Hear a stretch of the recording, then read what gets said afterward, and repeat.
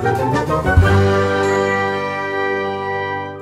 end of any year is usually bookended with a racing game that drifts into view, hugs the release date schedule corner, and grabs a spot on the podium by sheer virtue of it not being a AAA sandbox shooter experience.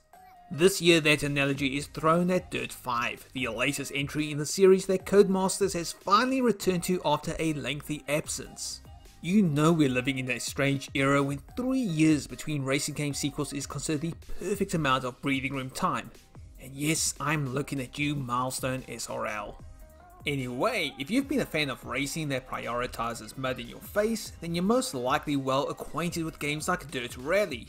Codemasters has produced 2 of those games, and long story short, they are the pinnacle of authentic rallycross action with a merciless learning curve that doesn't suffer fools lightly.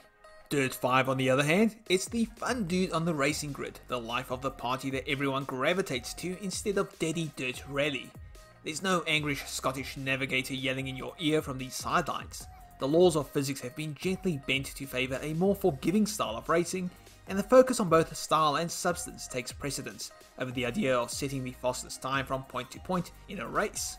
Make no mistake, Dirt 5 doesn't exactly offer anything new that hasn't been done in the last few years by big names such as Forza Horizon 4 or up-and-comer contenders like Gravel, but I'll say this much, hot damn is this game a whole lot of fun.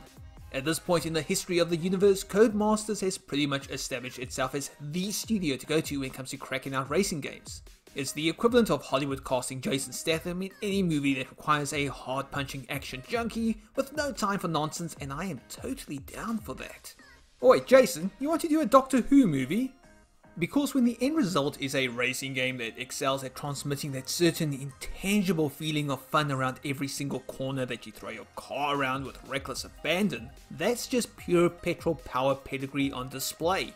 Dirt 5 just feels brilliant to play, whether it be on a gymkhana arena that asks you to use your car to whip out a massive high score, or through more bonkers events like trying to navigate Cape Town's Lion's Head route at lethal speeds during sunset. There is enough range to tinker with your cars in the gameplay settings garage, but Codemasters has created a default driving system that just works the second you wrap your hands around the controller. Get in, put the virtual pedal to the metal and go for gold. There's also a wealth of activities to take part in, a staggering number of courses, and even more evidence that nobody can put together a vibrant racing track like Codemasters can.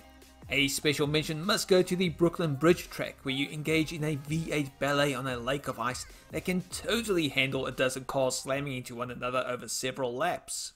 It's a good thing as well, as the career mode is a bit on the vanilla side and is a pure points progression affair. You'll hook up with a sponsor, earn cash competing in races, and tackle a wide variety of different driving disciplines along the way, and branch off into the specialties that tickle your particular fancy.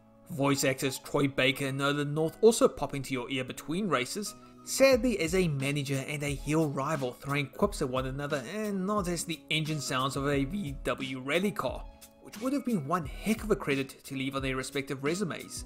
Shame, maybe in another lifetime. Outside of career mode, arcade mode has plenty to offer with its vast selection of unlocked tracks and customization options. But you'll need to hammer away at career mode if you want to unlock extra vehicles which have a high price tag attached to them. Playground mode is especially interesting, a creation option that allows you to set your own tracks up and create devilish corkscrew corners leading into long straights and much more.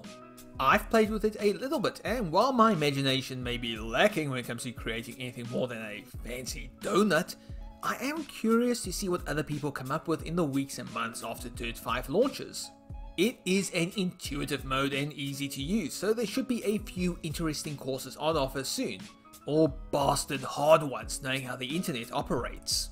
Graphically, I'd say that Dirt 5 is on the cusp of next gen. On PlayStation 4 it runs a-okay, easily delivering a stable experience on the track. On the higher end and next gen systems that the game will also be available on, those visuals will receive a further bump up. I can't accurately comment about the 120 frames per second mode that you can run the game through on Xbox Series X, as I don't have a display capable of that right now. But I will say that I prefer to play the game with frame rate prioritized over quality mode that adds a few extra bells and whistles to the presentation. There is nothing that we haven't seen before graphically in Dirt 5 when you break it down, and I'd even mention that Forza Horizon 4 easily trumps it despite it being a few years older. But what is there is simply gorgeous to look at. Muddy tracks splatter across your vehicle, the cloud storms you can kick up behind you or have the cars on your rear cursing your name, and everything flows together like a dream. It may not come screaming around the corner as a definitive next-gen spectacle, but Dirt 5 is a confident racing junk food treat that I'm happy to gorge on any day of the week. It's a V8 hooligan with a devil-may-care attitude, familiar to wrap your thumbs around, and a fantastic distraction when you're looking to get some mud on your face.